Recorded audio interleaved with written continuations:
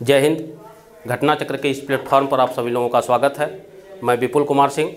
इस सेशन में आपको जीएस के अंतर्गत साइंस पढ़ाएंगे। तो आइए इसकी शुरुआत करते हैं। तो देखिए, घटना चक्र परिवार की तरफ से एसएससी जीडी के लिए ये प्रैक्टिस बैच लाया गया है, क्योंकि जैसा कि आप लोग जानते हैं कि आप लोगों का एग्ज़ाम डेट लगभग संभावित घोषित हो चुका है। तो अब पूरा टॉपिक पढ़ना एक प्रकार से कह सकते हैं कि मुश्किल का मतलब ये है कि असंभव तो नहीं है, लेकिन अब इस समय आप लोगों को ज़्यादा से ज़्यादा पुराने प्रश्नों पर या संभावित प्रश्नों पर प्रैक्टिस करना चाहिए। तो उसी को ध्यान में रखकर ये घटना चक्र परिवार की तरफ से मुहिम चलाया गया है। तो आइए इसकी शुरुआत करते हैं। देखिए, इसमें जितने भी प्रश्न हम लोगों ने लिया है या तो विगत वर्ष में आ चुके हैं या तो उसकी आने की प्रबल संभावना है। और प्रश्नों को बनाने से पहले हम लोगों ने विगत वर्षों के प्रश्न पत्र को अच्छे से देखा है और किस नेचर के प्रश्न आ रहे हैं, प्रश्नों की प्रकृति क्या है, क्या उसमें कुछ परिवर्तन हुआ है या परिवर्तन हुआ है तो कितना परिवर्तन उसमें किया गया है, क्या उसका लेवल बढ़ाया गया है या घटाया गया है। इन सारी चीज़ों को एनालिसिस के आधार पर ये प्रश्न पत्र तैयार किया गया है। तो आइए, पहला प्रश्न आप लोगों को सामने है कि गति का कौन सा नियम यह कहता है कि जब एक पदार्थ दूसरे पदार्थ पर जोर लगाता है तो दूसरा पदार्थ तुरंत पहले पदार्थ पर वापस एक बल लगाता है। ठीक, तो ये चैप्टर आपके गति के चैप्टर से दिया गया है। जो प्रश्न है इसका मूल चैप्टर है गति, फिजिक्स से दिया गया है। ठीक है, तो इस प्रश्न को देखकर ये अनुमान आप लगा सकते हैं कि इसका मतलब है कि आप अपने कमरे पर गति के चैप्टर को, मोशन के चैप्टर को अच्छे से पढ़ के जाना है, क्योंकि इसका मतलब है कि आने वाले एग्जाम में हो सकता है कि गति से फिर एक प्रश्न बनाया जाए। ठीक, तो यहाँ पर हम देख लेंगे जो भी संभावित चीज़ें हैं इसी प्रश्न के माध्यम से आपको वो बताया जाएगा। ठीक है, तो यहाँ पर देखिए प्रश्न में दिया गया है, देखिए कि यदि कोई वस्तु दूसरे वस्तु पर जोर लगाता है तो दूसरा वस्तु भी उस पदार्थ पर पहले पर एक वापस बल लगाता है। ठीक, तो ये गति के किस नियम के तहत आता है? ऑप्शन है देखिए स्टीफन का नियम। तो ये तो गलत है, क्योंकि आप लोग जानते हैं कि गति के नियम का प्रतिपादन किसके द्वारा किया गया है? न्यूटन के द्वारा। Very good. इसका जो प्रतिपादन किए थे तो ये न्यूटन ने किया है। ठीक, इसका मतलब है कि स्टीफन का नियम तो हो ही नहीं सकता, ये पूरी तरह से गलत है। दूसरा प्रश्न है कि न्यूटन का गति का दूसरा नियम। अब यहाँ पर ध्यान दीजिए कि न्यूटन ने दिया है, इसका मतलब है कि दूसरे पर भी संभावना बन सकती है। तो यहाँ पर भी आप एक संभावित प्रश्न रोक सकते हैं। क्यों? क्योंकि देखिए, प्रश्नों को करने के लिए एक तो है पूरा आपको आता है, अपने सीधे आंसर को टिक किया और आगे बढ़ गए। लेकिन अगर प्रश्न आपको एग्जाम में ऐसे मिले कि आप नहीं समझ पा रहे हैं कि ये किसका नियम है, किसका सिद्धांत है, तो ऐसे प्रश्नों को करते समय आप लोग हमेशा छंटनी प्रक्रिया अपनाया करिए। ये आप लोगों के एग्जाम में बहुत ही कारगर साबित होगा, छंटनी प्रक्रिया। ठीक, उसमें हम क्या करते हैं कि कुछ चीज़ों को तो एकदम हटा देते हैं, अर्थात 4 ही विकल्प आपके सामने रहेगा। 4 विकल्प में से अगर हम किसी भी तरह से 2 विकल्पों को छांट लिए, 3 विकल्प छांट लिए, तब तो दी बेस्ट होगा, तब तो हमारे पास एक ही बचा, वही हमारा आंसर है। लेकिन कम से कम 2 भी अगर हम छांट ले गए तो हमारे प्रश्न सही होने की संभावना कितनी हो जाती है? 50%। ठीक, स्टीफन गलत हुआ। अब आते हैं कूलाम के नियम पर। तो जाहिर सी बात है, न्यूटन का नियम है तो कूलाम भी हट जाएगा। अब आता है न्यूटन का गति का तीसरा नियम, अर्थात या तो दूसरा होगा या तो तीसरा होगा।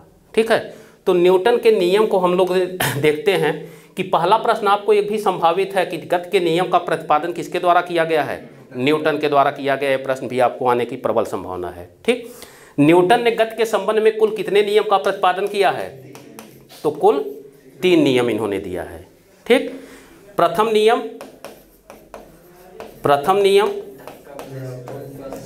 इसी को कहते हैं जड़त्व का नियम, इनर्शिया, जड़त्व का नियम। तो ये भी आपसे प्रश्न पूछा जा सकता है कि न्यूटन के किस नियम को या गति विषयक किस नियम को जड़त्व का नियम कहते हैं? प्रथम नियम को। ये दूसरा संभावित प्रश्न है आपका। ठीक, दूसरा है द्वितीय नियम और तीसरा है तृतीय नियम। ठीक, इसे क्या कहते हैं? क्रिया प्रतिक्रिया का नियम। इसी तीसरे नियम को क्या कहा जाता है? क्रिया प्रतिक्रिया का नियम। ठीक, इसका मतलब है कि अगर आप लोगों ने यहाँ तक देख लिया कि ये क्रिया प्रतिक्रिया का नियम तीसरे नियम को कहा जाता है, तो यहाँ क्रिया और प्रतिक्रिया ही लग रहा है। प्रश्न आप पढ़िए, कह रहा है कि जब एक वस्तु दूसरे पर जोर लगाता है अर्थात कोई बल लगाता है, तो उसका एक कार्य है कि नहीं? जो बल हम पहले लगा रहे हैं वो बल हमारा क्या होगा? कार्य होगा। इसका मतलब कि दूसरा वस्तु भी तुरंत अगर वापस कोई बल लगा दिया, इसका मतलब वो हमारे कार्य के लिए क्या कर रहा है? प्रतिक्रिया कर रहा है कि नहीं? जैसे अगर हम ये कहें, मान लीजिए आप सोचिए, हमने आपसे कहा कि उठ के चले जाओ, और आपने क्या कहा कि सर हम नहीं जाएंगे। तो इसका मतलब कि हमारे कार्य के बदले में आपने प्रतिक्रिया स्वरूप को कहा कि सर हम नहीं जाएंगे, तुरंत कहे कि नहीं? इसका मतलब वही है कि हमने बल लगाया और प्रतिक्रिया स्वरूप उसने भी बल लगा दिया। इसका मतलब है कि कौन सा नियम हो जाएगा? तीसरा नियम हो जाएगा। क्लियर हुआ? क्योंकि अगर हम कोई बल लगा रहे हैं और वापस आप उसी बल के प्रतिक्रिया स्वरूप कोई कार्य कर रहे हैं, तो इसका मतलब कि हमारे कार्य का ही प्रत्युत्तर आपने दिया है। होगा कि नहीं? तो हमारे कार्य का प्रत्युत्तर आप दे रहे हैं, तो इसका मतलब वो कौन सा नियम हुआ? क्रिया प्रतिक्रिया का नियम या तीसरा नियम। क्लियर हुआ? अब क्रिया प्रतिक्रिया से संबंधित कुछ चीज़ों को और हम बता देते हैं जो एग्जाम में आने की संभावना है। क्रिया प्रतिक्रिया का उदाहरण भी आपसे पूछा जा सकता है, उदाहरण से भी प्रश्न आपको देखने को मिल सकता है। ठीक है, तो उदाहरण से संबंधित चीज़ों को ध्यान दीजिए। क्रिया प्रतिक्रिया का जो नियम है उसका बेसिक चीज़ें आपको बता दें कि क्रिया प्रतिक्रिया के नियम में न्यूटन ने बताया था कि क्रिया और प्रतिक्रिया बल दोनों आपस में क्या होते हैं? बराबर होते हैं। पहला नियम ध्यान रखिएगा, क्रिया और प्रतिक्रिया बल आपस में बराबर होते हैं। ठीक, क्लियर हुआ? क्रिया और प्रतिक्रिया बल आपस में क्या होंगे? बराबर होंगे, अर्थात न तो क्रिया छोटा होगा ना ही प्रतिक्रिया छोटा होगा। ठीक, ये समझ में आया? ये न्यूटन ने अपने क्रिया प्रतिक्रिया के नियम के तहत इन्होंने दे दिया है, ये सिद्धांत दिया है कि जब भी क्रिया बल लगेगा तो प्रतिक्रिया बल उतना ही लगेगा जितना क्रिया बल लगाया गया है। ठीक, दूसरा इन्होंने क्या दिया है कि क्रिया और प्रतिक्रिया बल, क्रिया और प्रतिक्रिया बल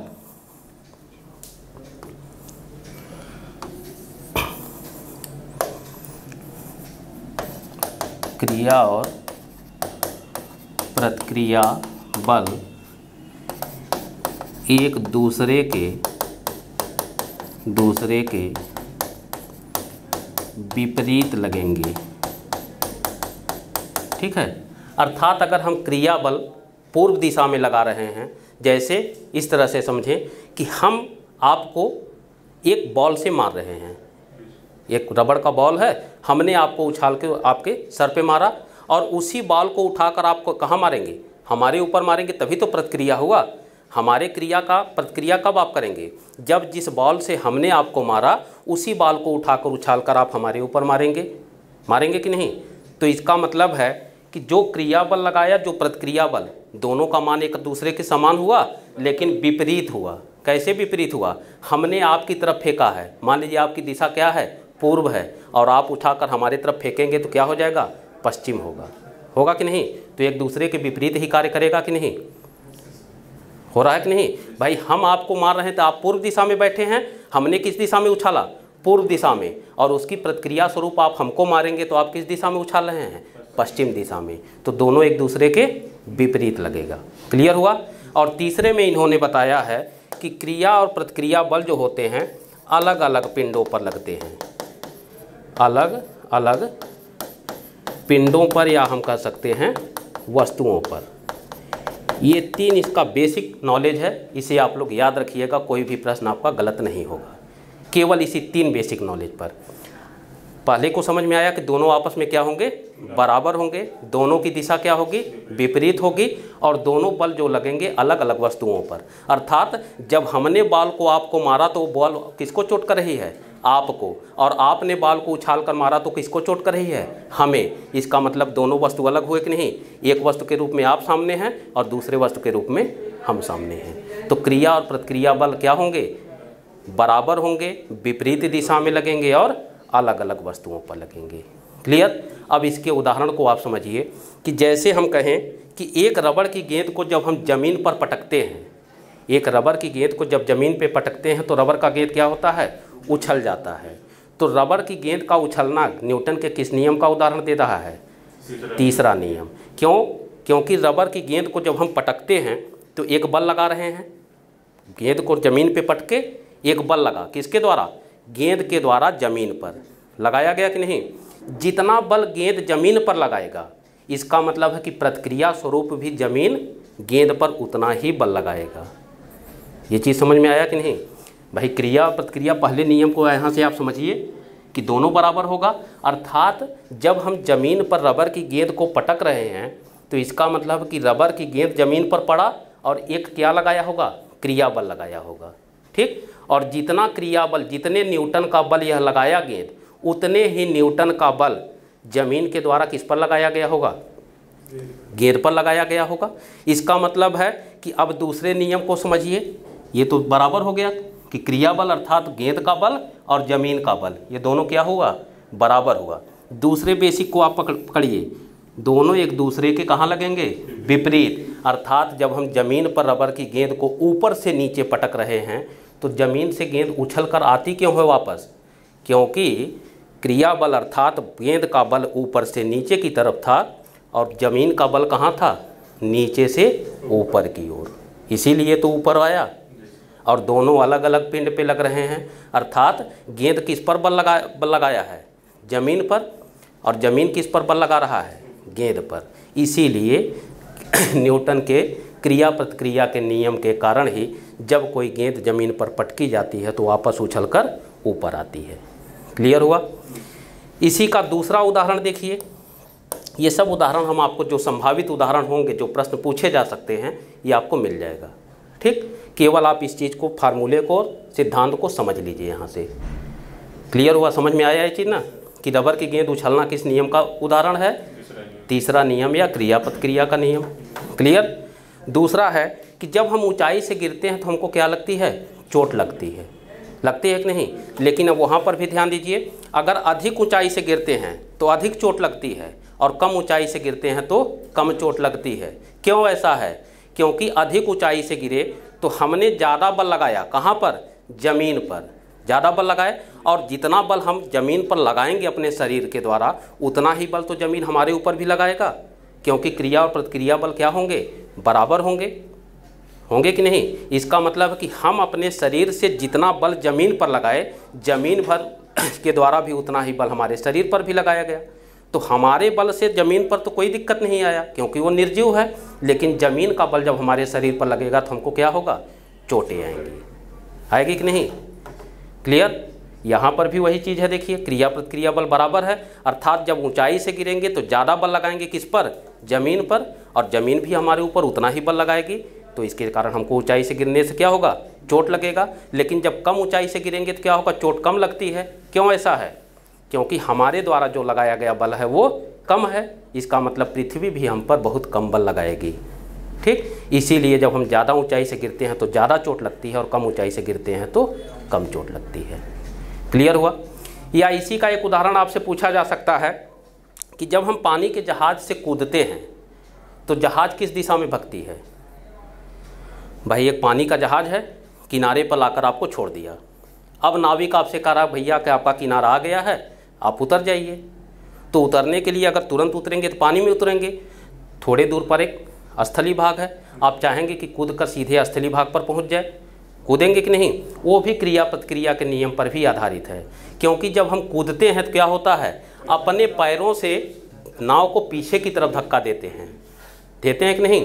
तो नाव भी जितने बल से हमने पीछे की तरफ धक्का दिया है उतने ही बल से हमको आगे की तरफ धक्का दे देता है। तो इसका मतलब है कि जब नाव से हम आगे कूदेंगे तो कूदना किस नियम का उदाहरण होगा? तृतीय नियम का। और कूदते समय नाव किस दिशा में जाएगा? पीछे जाएगा, क्योंकि हम कहाँ आ रहे हैं? आगे आ रहे हैं। तो इसका मतलब कि हमने जो बल लगाया वो पीछे की तरफ और नाव ने जो हमारे ऊपर बल लगाया वो आगे की तरफ। क्लियर हुआ? या इसी प्रकार से जब हम ज़मीन पर दौड़ते हैं, चलते हैं, या घोड़ा ज़मीन पर दौड़ता है, सड़क पर दौड़ता है, तो ये भी तृतीय नियम का ही उदाहरण है। ज़मीन पर चलना किस नियम का उदाहरण है? तृतीय। क्यों? क्योंकि जब हम चलते हैं तो ध्यान दीजिए हमारे पंजे पर क्या होता है, हम सीधे ज़मीन से अपने पंजे को उठाकर सीधे नहीं रखते, क्या करते हैं, अपने पंजे को इस तरह से करके उठाते हैं कि नहीं। इसका मतलब है कि पंजे के आगे वाले भाग से हम ज़मीन पर एक पीछे की तरफ धक्का देते हैं। इसी तरीके से चलते हैं, देखिए पंजे पर ध्यान दीजिए, इस तरह से चलते हैं। तो जब इस तरह से चलते हैं तो ये देखिए पंजे वाला भाग क्या है, पीछे की तरफ ज़मीन को धक्का दे रहा है और उतने ही बल के द्वारा ज़मीन हमको आगे की तरफ धक्का दे देता है। क्लियर हुआ तीसरा नियम? कोई दिक्कत समझने में? तो ये जितने उदाहरण हैं तृतीय नियम से ये पूछा जा सकता है। नाव वाला पूछा जा सकता है, जो कि बहुत ही इंपॉर्टेंट प्रश्न है। आप देखे होंगे कि एसएससी वगैरह के प्रश्न में पेपर में ये प्रश्न आया हुआ है कि जब हम ज़मीन नाव से कूदते हैं तो नाव किस तरफ जाती है, तो किस तरफ जाएगी, वो पीछे की तरफ। क्लियर हुआ? या घोड़ा गाड़ी जब सड़क पर दौड़ता है तो किस नियम के कारण दौड़ता है? तीसरे नियम या क्रियापद क्रिया। क्लियर हुआ? जड़त्व के नियम को भी ध्यान रखिएगा, ये भी प्रश्न आपसे पूछा जा सकता है। जड़त्व का जो नियम है तो इससे संबंधित जितने जड़त्व से संबंधित प्रश्न हैं वो आपको दे दिया जाएगा। ठीक, ये समझ में आ गया? कोई दिक्कत समझ, किसी को कोई प्रश्न पूछना हो? चलिए अगले प्रश्न की ओर हम लोग बढ़ते हैं। अगला प्रश्न यहाँ से दिया गया है, औद्योगिक संस्थापनाओं में भार उठाने के लिए जिस हाइड्रोलिक जैक का उपयोग किया जाता है वह भौतिकी के किस नियम पर आधारित है? ठीक, इसका मतलब कि प्रश्न भी कहाँ से आया है? फिजिक्स से आया है। फिजिक्स से आया है और किस चैप्टर से आया है? दाब, प्रेशर। तो आपके लिए कमरे पर जाने के बाद ये इम्पॉर्टेंट हो गया कि दाब का चैप्टर भी पढ़ के जाइए। पहला चैप्टर क्या तैयार करना है आपको? गति। और दूसरा चैप्टर क्या तैयार करना है? दाब। ठीक, तो यहाँ से देखिए कह रहा है कि भार उठाने के लिए जिस हाइड्रोलिक जैक का प्रयोग किया जाता है वो भौतिकी के किस नियम पर आधारित है? ठीक, तो ये पास्कल के नियम पर आधारित है। इसका उत्तर के सही उत्तर क्या होगा? पास्कल का नियम। ठीक, अब हम लोग दाब को समझने का प्रयास करते हैं, या इसको पास्कल का ही नियम क्यों कहते हैं, या दाब से संबंधित कुछ अन्य चीज़ों को भी आपको जानना चाहिए। दाब क्या होता है? कोई बताना चाहेगा आप लोगों में से? दाब होता क्या है? अरे भाई दाब एक दबाव है, और क्या है? यही तो है। देखिए दाब क्या होता है, मान लीजिए आपका सर दर्द कर रहा है, सर दर्द करता है, हाथ पैर दर्द करता है, तो आप क्या करते हैं? हाथों से सर को दबाते हैं कि नहीं? इसका मतलब है कि दबाते समय आप अपने हाथों से क्या लगा रहे हैं? बल लगा रहे हैं, एक बल लगा रहे हैं। ठीक, तो इसकी परिभाषा को इसी से समझ लीजिए, एकदम आसान परिभाषा।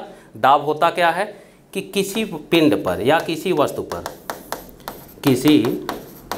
पर या हम कह सकते हैं वस्तु के एकांग क्षेत्रफल पर लगने वाला बल। ठीक, किसी वस्तु के एकांक क्षेत्रफल पर लगने वाले बल को हम क्या कहते हैं? दाब। ठीक, तो यहाँ पर आप शरीर की तुलना करिए, आप शरीर के केवल माथे पर ही बल लगा रहे हैं, चूँकि आपका सर दर्द कर रहा है, तो आप अपने सर पर जब इस तरह से एक बल लगा रहे हैं तो ये बल क्या हुआ? दाब हुआ। हो रहा है कि नहीं? क्योंकि एकांक क्षेत्रफल पर केवल इतने ही भाग पर हम बल लगा रहे हैं, तो ये लगाया गया बल क्या होगा? दाब होगा। ठीक, अर्थात अगर हम दाब को सूत्र में देखें तो दाब बराबर क्या होता है? दाब बराबर अब क्या हो जाएगा? बल बटे क्षेत्रफल। बल बटे क्षेत्रफल होगा कि नहीं? क्योंकि केवल इकाई क्षेत्रफल पर ही लगाना है, एकांक क्षेत्रफल पर।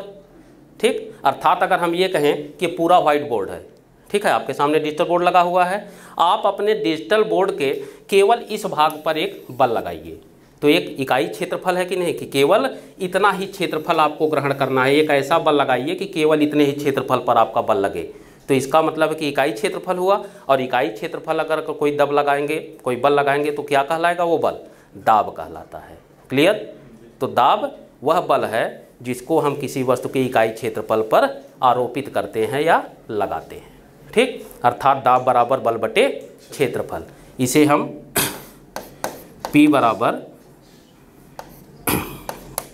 F इंटू ए भी लिख सकते हैं। तो ये भी आपसे पूछा जा सकता है, जैसा कि एसएससी के एग्ज़ाम में पूछा गया है कि बल की सही परिभाषा को निरूपित करता है। तो बल की सही परिभाषा को कौन निरूपित कर रहा है? P बराबर F इंटू ए, या तो बल बराबर दाब बराबर बल बटे क्षेत्रफल। हो रहा है कि नहीं? क्योंकि P क्या हुआ? ये प्रेशर हुआ। ठीक, बल क्या हुआ? F फोर्स हुआ, ए एरिया हुआ। ठीक, तो इसको हम P बराबर F इंटू ए लिख सकते हैं कि नहीं? क्लियर हुआ? इस सूत्र को भी आप याद रखिएगा। कभी कभी परिभाषा को केवल इतने में ही पूछ लेता है। आपका उदाहरण ऐसे ही देता है कि दाब को सही निरूपित कर रहा है, ऑप्शन ए में दे देगा। देखिए बल बदलता कैसे है, इसी चीज़ को बदलता कैसे है आपको कंफ्यूज करने के लिए। आपने तो परिभाषा रट लिया कि किसी वस्तु के एकांक क्षेत्रफल पर लगने वाले बल को हम दाब कहते हैं। अब इसी को जब सूत्र के रूप में वो आपके सामने रखेगा तो रखता कैसे है एग्जामिनर, आपको कितना बढ़िया कंफ्यूज कराता है और कैसे आप प्रश्न को गलत करके आते हैं। ए ऑप्शन में दे दिया P बराबर ए अपान F, बी ऑप्शन में दे दिया P बराबर F अपान ए, सी ऑप्शन में दे दिया F बराबर P अपान ए, और डी ऑप्शन में दे दिया ए बराबर F अपान P। तो इसका सही उत्तर क्या होगा? बी होगा। लेकिन पहले ऑप्शन पे क्या रखा है? ए बटे F रखा है कि नहीं? तो आप अगर पूरी तरह से एकाग्र नहीं है परीक्षा हाल में तो ये प्रश्न गलत होने की संभावना क्या हो जाएगी? प्रबल हो जाती है मैक्सिमम। क्यों? क्योंकि आप देखेंगे यार बहुत सरल क्वेश्चन आया है, बहुत आसानी से करके टिक किए और हट गए। क्योंकि भाई एसएससी में आपको मैथ भी करना है, रीजनिंग भी करना है, जीएस भी करना है और हिंदी भी करना है। एक परिवर्तन आपके साथ हुआ है इस बार। क्या हुआ है? प्रश्नों की संख्या को घटा दिया गया है, प्रश्नों की संख्या को घटाया गया है। ठीक, लेकिन फिर भी आप देखेंगे कि भाई एक 80 क्वेश्चन का एक सेगमेंट पूरा का पूरा टच करना एक बहुत बड़ा आपके सामने चुनौती तो है ही। तो ऐसी स्थिति में हम लोग क्या करते हैं, जो स्टूडेंट हैं वो करते क्या है गलती, जल्दी जल्दी जब प्रश्न पढ़ते हैं तो जो आसान प्रश्न उनको देखने में लगता है उसको ऐसे ही ध्यान पूरा चारों ऑप्शन पे नहीं गया, पहला ऑप्शन आपको 1/F मिल गया, सीधे टिक करके हट गए। हो जाता है कि नहीं गलतियाँ?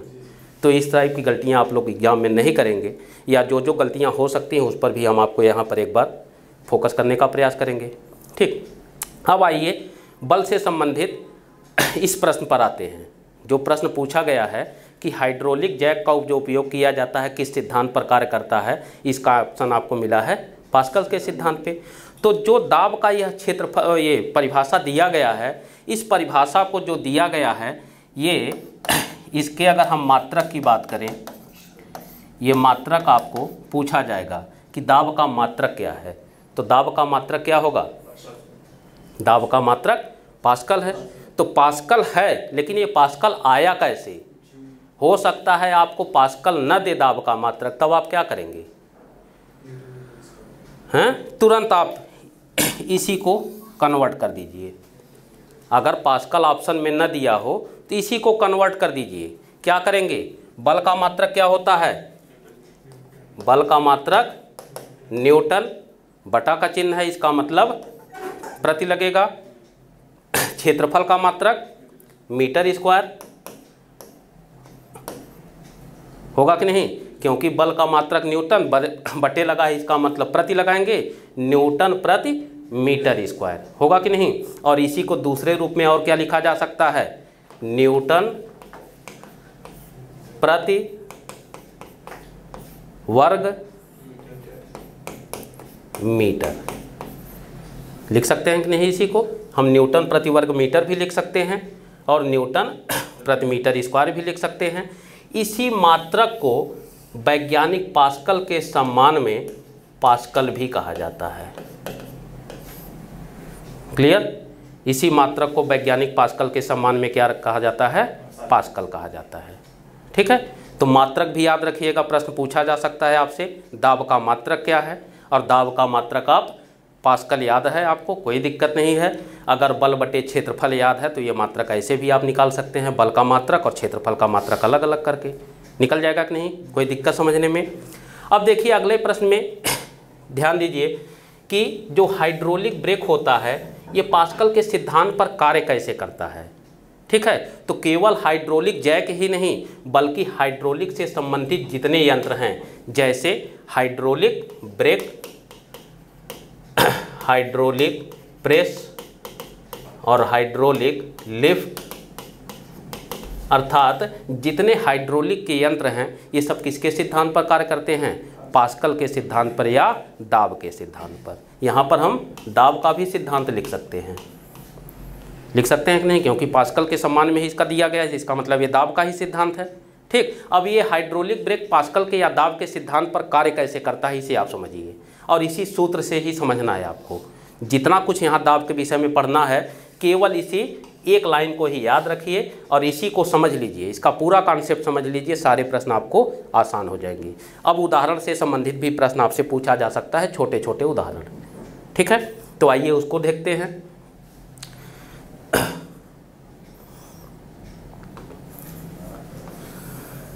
ये मिटा दे रहा हूँ, कोई दिक्कत नहीं ना। जहाँ भी आप लोगों को समझने में दिक्कत हो निसंकोच आप लोग प्रश्न पूछ सकते हैं, कोई भी प्रश्न हो। ठीक है, एकदम बताएंगे हम, वो भी बताया जाएगा। ठीक है, तो आइए P बराबर हमने क्या बताया है, बल बटे क्षेत्रफल। ठीक है, इसका मतलब है कि अगर क्षेत्रफल घटेगा तो दाब क्या होगा, बढ़ेगा, होगा कि नहीं, क्योंकि किसी भी राशि में अगर हम छोटे राशि का भाग देते हैं तो भागफल ज़्यादा आता है कि नहीं, और बड़े राशि का भाग देते हैं तो भागफल कम हो जाता है। इसका मतलब है कि अगर हम क्षेत्रफल को घटाएंगे, क्षेत्रफल के घटाने पर दाब क्या होगा, दाब बढ़ेगा। ठीक, और दूसरा है कि क्षेत्रफल के बढ़ाने पर क्या हो जाएगा, दाब घटेगा। ठीक है, क्लियर हो गया कि नहीं ये चीज़, इस चीज़ से सहमत हैं सभी लोग कि अगर हम किसी भी पिंड पर लगने जो क्षेत्रफल है उसका, अगर उसके क्षेत्रफल को घटाएंगे तो क्षेत्रफल को घटाने का मतलब हमारा दाब क्या हो जाएगा, बढ़ जाएगा, और क्षेत्रफल को बढ़ा देंगे तो दाब घट जाएगा। क्लियर है, कोई दिक्कत समझने में। अब यहाँ से देखिए दाब के घटाने और बढ़ाने के दोनों के उदाहरण आपसे पूछा जाएगा। पहला उदाहरण हम आपसे पूछ रहे हैं कि दलदल में फंसा हुआ किसी व्यक्ति को, दलदल में फंसे हुए किसी व्यक्ति को लेट जाने की सलाह दी जाती है। घनत्व नहीं बेटा, घनत्व नहीं, दाब। ठीक, देखिए क्या होता है कि जब हम मान लीजिए कि कोई व्यक्ति इस तरह से खड़ा है, दलदल में फंस रहा है, अर्थात ज़मीन में अंदर की तरफ धंस रहा है, वो धंस रहा है ना। क्यों ऐसा है कि मान लीजिए कि हम इसके वेट को अगर ध्यान दें कि इसका भार कितना है, इसका भार कितना है, मान लें कि हम 60 kg का है ये। ठीक है, 60 किलोग्राम का है। 60 किलोग्राम का वह व्यक्ति जब वो ऊपर से खड़ा है इस तरह से, तो जो बल लगता है वो लंबवत लगता है। ठीक है, लंबवत बल लगता है, अर्थात जो इसका 60 किलोग्राम का भार है ये ऊपर से सीधे नीचे की तरफ कार्य करेगा, अर्थात पूरा का पूरा बल, जैसे आप कोई बोझा लेकर चलते हैं सर पे रखकर, तो इसका मतलब वो बल आपको कहाँ दाब दे रहा है, आपके पैरों की तरफ दाब दे रहा है, पूरा बल आपको नीचे की तरफ, क्योंकि एक तो आपके शरीर का अपना भार और ऊपर रखा हुआ बोरी का भार, दोनों होगा कि नहीं।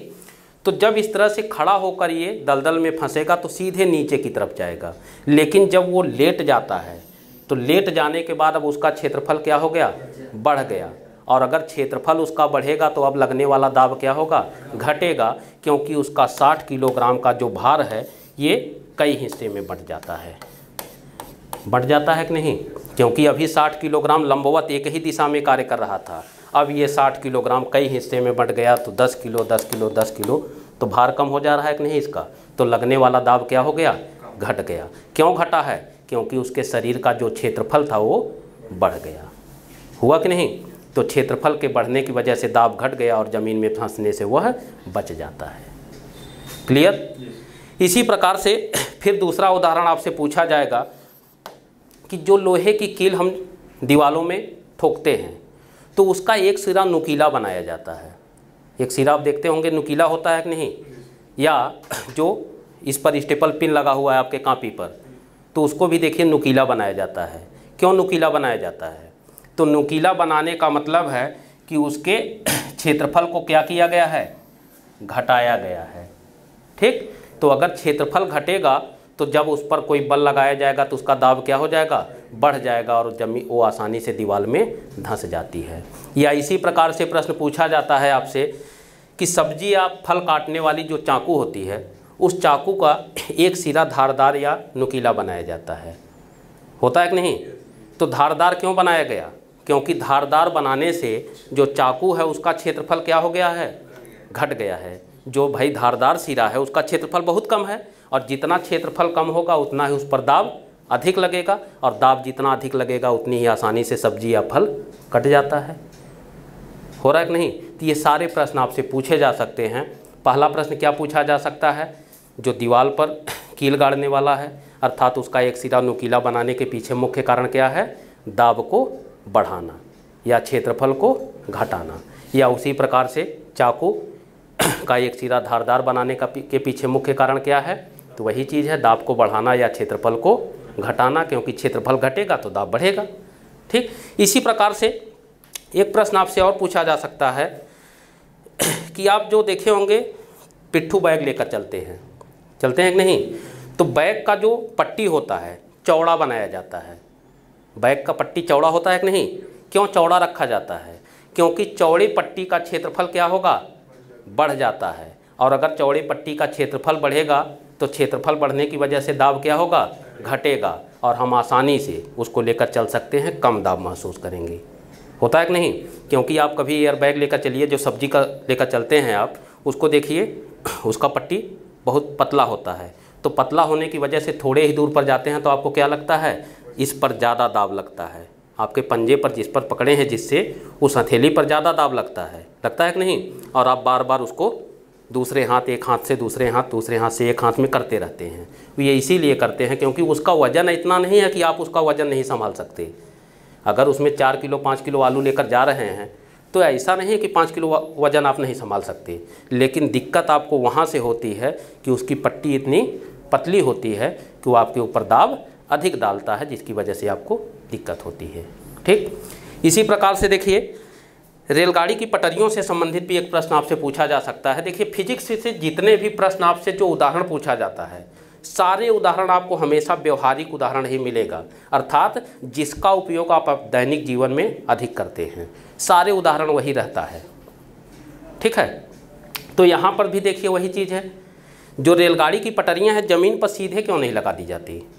उसको जब भी हम देखते हैं तो कंक्रीट का इस तरह से पत्थर लगा रहता है कि नहीं, या लकड़ी का मोटा मोटा इस तरह से पिलर बनाया जाता है और उसी के ऊपर पटरियों को लगाया जाता है। इस तरह से बिछा रहता है कि नहीं? ध्यान दिए हैं कभी? ध्यान दिए हैं कि नहीं? क्यों इस पर लगाया गया है? क्योंकि जो रेलगाड़ी की पटरियां हैं आप देखेंगे कि पतली पतली पटरियां होती हैं। तो पतली पटरियां होने का मतलब उसका क्षेत्रफल क्या है, कम है, तो इसका मतलब उस पर दाब अधिक लगेगा। तो जब रेलगाड़ी उस पटरी से गुजरेगी तो रेलगाड़ी का जो भार है उसके कारण उस पटरी पर एक दाब लगेगा, उस दाब के कारण वो पटरियाँ क्या हो जाएंगी, ज़मीन में धंस जाएंगी। ठीक, इसीलिए उसके क्षेत्रफल को बढ़ाने के लिए ही कंक्रीट के मोटे मोटे पिलर पर इसको बंद किया जाता है और उसी कंक्रीट के पिलर पर ही इसको बिछाया जाता है। क्यों? क्योंकि रेलगाड़ी की पटरियों का क्षेत्रफल बढ़ जाता है और बढ़ने की वजह से रेलगाड़ी के गुजरने से कोई एक्सीडेंट होने का खतरा नहीं होता। क्लियर हुआ? उसी सिद्धांत पर हमारा हाइड्रोलिक का मशीन भी कार्य करता है। जो भी हाइड्रोलिक के यंत्र होते हैं तो उसमें भी यही सिद्धांत कार्य करता है, अर्थात क्षेत्रफल को घटा दिया जाता है तो दाब बढ़ जाता है। जैसे कि गांव में आप लोग देखे होंगे कि जो ट्रक आता है या ट्रैक्टर आता है उसमें ट्राली लगी रहती है कि नहीं, तो हाइड्रोलिक ट्राली होती है। देखिए पीछे से दाब लगाया, ट्राली ऊपर हो गई, सामान सब गिर जाता है। तो जो दाब का लगाने का जो पिलर होता है, जो पाइप होता है, देखिए बहुत पतली पाइप होता है, पतली पाइप इसीलिए लगाया जाता है कि जितने पतली पाइप से हम इस पर दाब डालेंगे, दाब क्या होगा, उतना अधिक लगेगा और ट्राली को उठाने में हमको आसानी हो जाती है। ठीक, इसीलिए हाइड्रोलिक का जितना यंत्र है किसके सिद्धांत पर कार्य करता है, पास्कल के या दाब के सिद्धांत पर। क्लियर हुआ? कोई दिक्कत समझने में? जहाँ भी दिक्कत होगा बताइएगा आप। ठीक है, अगला प्रश्न देखिए आपके सामने दिया गया है। पहले खाली स्थान दिया गया है और पूछ रहा है कि मनुष्य में ऑक्सीजन परिवहन के लिए उत्तरदायी है। ठीक, कौन सा उत्तरदायी है? हीमोग्लोबिन उत्तरदायी है। वेरी गुड, हीमोग्लोबिन उत्तरदायी है। ठीक, अब आइए इसके संबंधित हीमोग्लोबिन के विषय में कुछ चीज़ों को और आपको बता दें कि हीमोग्लोबिन क्या है, या इससे संबंधित और प्रश्न आपसे क्या पूछा जा सकता है। तो देखिए, हीमोग्लोबिन जो होता है, अगर हम रक्त की बात करें तो रक्त में ये दो भागों से मिलकर बना होता है। इसका एक भाग कहलाता है प्लाज्मा, ठीक, और दूसरा भाग क्या कहलाता है, रक्त कणिका। ठीक है, इसका एक भाग प्लाज्मा और दूसरा भाग रक्त कणिका होती है। ठीक, प्लाज्मा अगर हम रक्त को ले कि ये पूरा रक्त हमारे शरीर में, मात्रा उसका कुछ भी हो कोई दिक्कत नहीं है, उसको हम कितना मानते हैं, 100%। अर्थात एक सामान्यतः जो रक्त होता है, रक्त के विषय में जानिए आप लोग कि रक्त जो होता है ये भार का 7% पाया जाता है। इसे भी नोट कर लीजिएगा, प्रश्न पूछा जाएगा कि मनुष्य के शरीर में रक्त की मात्रा अधिकतम कितनी हो सकती है, तो कुल भार का 7%। ठीक, अर्थात आपका वजन अगर 49 किलो है तो आप में रक्त कितना होगा, 7% निकाल लीजिए, 49 का 7%। ठीक, 80 किलोग्राम है तो 80 का 7% निकालेंगे, 50 किलोग्राम है तो 50 का 7% निकालेंगे। हैं, ये औसतन है। क्लियर? अब ध्यान दीजिए कि सामान्यतः अगर प्रतिशत में पूछेगा तो ये प्रश्न बहुत ज़्यादा पूछा जाता है कि किसी भी मनुष्य में रक्त की मात्रा या कितना होता है, तो उसके कुल भार का 7%। और सामान्यतः कितना पाया जाता है, तो ये सामान्यतः 5 से 6 लीटर तक होता है। ठीक, दोनों याद रखिएगा, सामान्यतः इसकी मात्रा 5 से 6 लीटर और उसके कुल भार का 7%, दोनों याद रखिएगा। ठीक, तो अगर हम मान लें कि किसी में 5 लीटर है, किसी में 4 लीटर है, किसी में 6 लीटर है, तो जिसमें 4 लीटर है उसका अपना वो क्या है, 100% है कि नहीं भाई, उसमें 4% है तो 4% मतलब 4 किलोग्राम है, तो 4 लीटर है तो 4 लीटर कितने प्रतिशत को प्रदर्शित कर रहा है, 100। आप में 5 लीटर है तो 5 लीटर आपका कितना प्रदर्शित किया, 100% हो रहा है कि नहीं भाई। अगर हमारे पास जितनी राशि है वही तो हमारा संपूर्ण है, नहीं समझ रहे हैं आप? सर 60 किलो है तो कितना कम होगा? हाँ, निकाल लीजिए, 4.2 आ जाएगा आपका। जितना भी, ये प्रश्न न्यूमेरिकल फॉर्म में भी आपको मिल सकता है, ध्यान रखिएगा। कभी कभी एसएससी वगैरह में देखा हूँ पेपर, इस तरह से भी प्रश्न पूछा है कि एक व्यक्ति जिसका भार 80 किलोग्राम का है तो उसमें रक्त कितना होगा, तो क्या करेंगे, तुरंत 80 का 7% तुरंत निकाल दीजिएगा, 80 गुणे 7/100, इसी फार्मूले से आपका ये निकल जाएगा। क्लियर? कोई दिक्कत? अब ये जो 100% रक्त है, इस 100% रक्त का लगभग 55 से 60%, 55 से 60% भाग ये क्या होता है, प्लाज्मा होता है। ठीक, ये भी याद रखिएगा, प्रश्न पूछा जाता है कि कुल रक्त में प्लाज्मा की मात्रा कितनी होती है, 55 से 60%। तो अगर 55 से 60% भाग प्लाज्मा है तो इसका मतलब रक्त कणिका कितनी हो जाएगी, ये हो जाएगा 40 से 45% होगा कि नहीं, क्योंकि अब 100% में से 55 से 60 निकाल देंगे और 55 से 60% घटाएंगे तो कितना आपके पास बचेगा, 40 से 45%। क्लियर? दूसरा प्रश्न इसी आंकड़े को न पूछकर, आपसे प्रतिशत मात्रा न पूछकर दूसरा प्रश्न और क्या पूछा जा सकता है कि रक्त का सबसे बड़ा भाग कौन होता है, तो रक्त का सबसे बड़ा भाग क्या लगाएंगे आप, प्लाज्मा, क्योंकि ये 55 से 60% भाग का प्रतिनिधित्व कर रहा है भाई। ठीक, क्लियर हुआ? अब ये जो रक्त कणिका होती है, ये रक्त कणिका 3 भागों में बटी होती है। कौन कौन? आरबीसी, WBC और प्लेटलेट।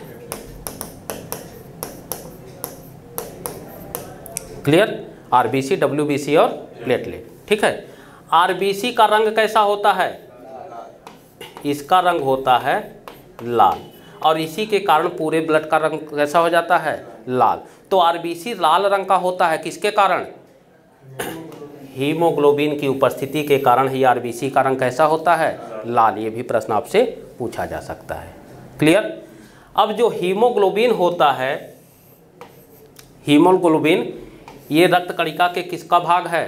RBC का है। केवल RBC में ही हीमोग्लोबिन पाया जाता है, ध्यान रखिएगा। अगर प्रश्न पूछे कि WBC या प्लेटलेट का रंग रंगहीन होता है, लाल नहीं होता है, क्यों नहीं होता? क्योंकि उसमें हीमोग्लोबिन नहीं पाया जाता। तो इसका मतलब हीमोग्लोबिन किस रक्त कणिका में पाया जाता है? केवल RBC में पाया जाता है। क्लियर? अब जो हीमोग्लोबिन होता है ये दो भागों में बटा होता है। इसका एक भाग कहलाता है हिम और दूसरा भाग इसका कहलाता है ग्लोबिन। हिम और ग्लोबिन। ठीक। हिम जो होता है इसका पिगमेंट वर्णक भाग होता है, अर्थात रंग प्रदान करता है, और ग्लोबिन ये क्या होता है? ये प्रोटीन होता है। इसे भी नोट डाउन कर लीजिएगा कि हीमोग्लोबिन में उपस्थित प्रोटीन कौन सा है? हीमोग्लोबिन में उपस्थित प्रोटीन क्या होगा? ग्लोबिन। हीमोग्लोबिन में उपस्थित प्रोटीन ग्लोबिन, अर्थात जो हिम है ना, वो हिम प्रोटीन नहीं है, बल्कि हिम क्या है? इसी हिम के कारण रक्त का रंग कैसा हो जाता है? लाल। अर्थात पूरा हीमोग्लोबिन लाल रंग नहीं प्रदान करता, उसका केवल हिम वाला भाग, वही हिम वाला भाग ही क्या कर रहा है? उसको लाल रंग दे रहा है। ठीक। जैसे एक उदाहरण व्यवहारिक समझिए कि आप यहाँ सशरीर हैं, सशरीर बैठे हैं कि नहीं, लेकिन आप लिखते किससे हैं? उंगलियों से। आप अपने शरीर के सभी भागों का प्रयोग नहीं कर रहे हैं, किसका प्रयोग कर रहे हैं? उंगलियों का। उसी प्रकार से पूरा हीमोग्लोबिन लाल रंग नहीं प्रदान कर रहा है, बल्कि केवल हिम वाला भाग ही लाल रंग प्रदान कर रहा है। बाकी ग्लोबिन क्या है? प्रोटीन है। ठीक। तो ये प्रश्न आपसे पूछा जाएगा। पहला प्रश्न तो हो गया कि रक्त का लाल रंग किसके उपस्थिति के कारण है? हीमोग्लोबिन के कारण। दूसरा प्रश्न आपसे पूछा जाएगा कि हीमोग्लोबिन में उपस्थित प्रोटीन वाला भाग कौन सा है? ग्लोबिन। और हीमोग्लोबिन के किस भाग के कारण रक्त का रंग लाल होता है? प्रोटीन का भाग, प्रोटीन का नाम है। प्रोटीन का नाम है ग्लोबिन, उसमें एक उपस्थित प्रोटीन है। ठीक। जैसे हर चीज़ में अलग अलग प्रोटीन है ना, जो भी प्रोटीन है वो सब में अलग है। जैसे दूध में कौन सा प्रोटीन पाया जाता है? केसिन। लैक्टोस उसमें पाई जाने वाली शर्करा या कार्बोहाइड्रेट है। उसी लैक्टोस के कारण दूध हमेशा मीठा होता है, कड़वा स्वाद नहीं होता दूध का। मीठा लगता है कि नहीं? तो क्यों मीठा लगता है? लैक्टोस शर्करा के कारण। वही लैक्टोस कार्बोहाइड्रेट जो है उसी के कारण दूध मीठा होता है, जबकि उसमें प्रोटीन कौन सा होता है? केसिन होता है। ये प्रश्न पूछा जाएगा, हम नोट कराएंगे और कुछ चीज़ों को आपको बताया भी जाएगा, अलग से मैं प्रिंट भी दूंगा। ठीक है, अलग से मैं प्रिंट भी दूंगा, उससे संबंधित जो भी मोस्ट इम्पॉर्टेंट प्रश्न आ सकते हैं वो आपको देंगे। तो उसी केसिन के कारण दूध सफ़ेद होता है, ये भी ध्यान रखिएगा। दूध में मिठास का कारण क्या होगा? लैक्टोस। और दूध में सफ़ेदी का कारण क्या होगा? केसिन। गाय के दूध के पीले रंग का कारण तो केसिन भी पाया जाता है, साथ साथ कैरोटीन भी पाया जाता है, इसीलिए वो सफ़ेद भी होता है और हल्का सा पीला होता है। ठीक है, तो सफ़ेद प्लस पीला, तो ये केसिन के साथ साथ क्या हो जाता है? उसमें केसिन भी तो रहेगा क्योंकि हल्का सफ़ेद भी है, लेकिन हल्का पीला है, तो इसका मतलब है कि केसिन तो है ही, केसिन के साथ साथ और क्या है? उसमें कैरोटीन है। ये प्रश्न पूछा जाएगा, ये हम आपको प्रिंट देंगे। ठीक है, क्लियर। अब आइए यहाँ से देखिए, हम लोग चर्चा कर रहे थे हीमोग्लोबिन पर। तो ये प्रश्न है देखिए आपका कि मनुष्य ऑक्सीजन का परिवहन कौन कर रहा है? हीमोग्लोबिन करता है। ठीक है, तो रक्त परिसंचरण में आपको हम बताएंगे कि देखिए जब हम श्वसन क्रिया करते हैं तो श्वसन क्रिया जो होती है, जो श्वसन की क्रिया होती है ये दो भाग में होती है। पहले श्वसन को हम कहते हैं वाह्य श्वसन, वाह्य श्वसन, और दूसरे को हम कहते हैं अंतः श्वसन, अंतः श्वसन, या इसी को हम कहते हैं कोशिकीय श्वसन। ठीक, ये दो भागों में हमारा श्वसन क्रिया चलती है, दो चरणों में। पहले श्वसन को बाह्य श्वसन, दूसरे को अंतः श्वसन। ठीक है, तो बाह्य श्वसन में क्या करते हैं, बाह्य श्वसन में हम केवल अपने वातावरण से गैसों का आदान प्रदान करते हैं, अर्थात यह उच्छ्वास और निःश्वास में चलता है। जो बाह्य श्वसन है ये उच्छ्वास और निःश्वास, इसमें हमने क्या किया, जो वातावरण में घुली हुई गैसें हैं इन गैसों को ग्रहण करते हैं और फिर छोड़ देते हैं। ठीक है, अब इन गैसों में देखिए, जो वातावरण से हम गैसों को लेते हैं इसमें अलग अलग प्रकार की गैसें हैं। नाइट्रोजन है जिसकी प्रतिशतता कितना है, 78% है। ठीक, कार्बन डाइऑक्साइड को लेते हैं, ये कितना है, 0.03%। ये सब प्रश्न पूछे जाएंगे कि नाइट्रोजन की प्रतिशतता, ऑक्सीजन की प्रतिशतता, कार्बन डाइऑक्साइड की प्रतिशतता। ठीक है, और ऑक्सीजन जो होता है ये लगभग 21% तक होता है। ठीक है, इन सभी गैसों को लेते हैं हम अपने श्वसन क्रिया में। ठीक है, अब इन सभी गैसों में नाइट्रोजन गैस को जितना लेते हैं ये पूरा का पूरा हम क्या करते हैं, निकाल देते हैं। अर्थात 78% नाइट्रोजन को हमने वातावरण से लिया उच्छ्वास में, और निःश्वास की क्रिया में क्या करते हैं, पूरा का पूरा इसको हम बाहर कर देते हैं। इसको हम अपने शरीर में ऑब्जर्व नहीं करते। ठीक, कार्बन डाइऑक्साइड को हम लेते हैं कितना, 0.03%, लेकिन निकालते हैं कितना, लगभग 4 से 5%। ठीक, और कार्बन ऑक्सीजन को हमने कितना लिया है, 21%, और हमने जब निःश्वास के दौरान सांस को छोड़ा है तो कितना निकाला है, लगभग 16 से 17%। इसका मतलब है कि यह एक ऑक्सीजन हमारे शरीर में अभी भी 3 से 4% तक, 4 से 5% तक बचा हुआ है। ठीक, अब वही ऑक्सीजन जो होता है वह ऑक्सीजन हमारे रक्त के हीमोग्लोबिन के साथ क्रिया करता है, और हीमोग्लोबिन के साथ क्रिया करके ये बनाता है ऑक्सी हीमोग्लोबिन, ऑक्सी हीमोग्लोबिन। ठीक है, और ऑक्सी हीमोग्लोबिन के रूप में ये हमारे शरीर के प्रत्येक कोशिका तक, किसके माध्यम से, रक्त के माध्यम से, चूंकि हीमोग्लोबिन से मिला है इसका मतलब ये रक्त का भाग है, तो रक्त के माध्यम से पूरे शरीर में संचरित होता है, दौड़ता रहता है। और हमारे शरीर के प्रत्येक कोशिका को, प्रत्येक अंग को ऑक्सीजन की आवश्यकता होती है। ऑक्सीजन की आवश्यकता हमारे शरीर के प्रत्येक कोशिका को है, प्रत्येक अंग को। ठीक है, तो जब यह ऑक्सी हीमोग्लोबिन के रूप में हमारे रक्त के माध्यम से कोशिकाओं तक पहुंचता है, तो यहाँ से अब हम बात करते हैं अंतः श्वसन या कोशिकीय श्वसन। तो कोशिकाएं क्या करती हैं, जब उसके तक यह ऑक्सीजन पहुंचता है रक्त के हीमोग्लोबिन के माध्यम से, और जिस कोशिका को जितनी आवश्यकता है वहाँ पर जाने के बाद, कोशिकाओं में जाने के बाद ये क्या होता है, ऑक्सी हीमोग्लोबिन फिर टूट जाता है, किसमें, ऑक्सीजन प्लस हीमोग्लोबिन में, ऑक्सीजन प्लस हीमोग्लोबिन में टूट जाता है। इसका मतलब है कि ये प्रश्न आपसे फिर क्या पूछा जाएगा कि ऑक्सीजन का परिवहन किसके रूप में, किसके साथ होता है, तो हीमोग्लोबिन के साथ होता है, और किस रूप में होता है, अगला प्रश्न होगा, तो किस रूप में हो रहा है, ऑक्सी हीमोग्लोबिन के रूप में हो रहा है। ठीक है, तो ऑक्सी हीमोग्लोबिन, अब हमने आपको बताया कि जब हम बाह्य श्वसन से ऑक्सीजन को लिए और अंतः श्वसन के दौरान हमने ऑक्सी हीमोग्लोबिन के माध्यम से सभी कोशिकाओं को ऑक्सीजन पहुंचाया, तो यह ऑक्सी हीमोग्लोबिन ये किस प्रकार का परिवर्तन है, ये एसएससी के पेपर में प्रश्न पूछा गया है। तो ऑक्सी हीमोग्लोबिन परिवर्तन को ध्यान रखिएगा, परिवर्तन से भी एक प्रश्न आपसे पूछा जाएगा। तो परिवर्तन 2 प्रकार के होते हैं, एक होता है हमारा भौतिक परिवर्तन और दूसरा क्या होता है, रासायनिक परिवर्तन। एक भौतिक परिवर्तन और दूसरा रासायनिक परिवर्तन। भौतिक परिवर्तन वह परिवर्तन होता है जिसमें किसी भी वस्तु या पदार्थ का जो रासायनिक गुण होता है वो परिवर्तित नहीं होता, अर्थात ये अपने मूल अवस्था में फिर से वापस आ सकते हैं। लेकिन रासायनिक परिवर्तन वह परिवर्तन होता है जिसमें पदार्थ के रासायनिक गुणधर्म बदल जाते हैं, अर्थात ये अपने मूल रूप में वापस नहीं आ पाते। तो यहाँ आप देख रहे हैं कि ऑक्सी हीमोग्लोबिन अपने मूल रूप में फिर से आ रहा है कि नहीं, ऑक्सीजन अलग हो गया, हीमोग्लोबिन अलग हो गया। तो ऑक्सी हीमोग्लोबिन का निर्माण किस प्रकार का परिवर्तन होगा, भौतिक परिवर्तन होगा कि नहीं, क्योंकि इसके गुणधर्म नहीं बदले, फिर से अपनी मूल अवस्था में आ गया।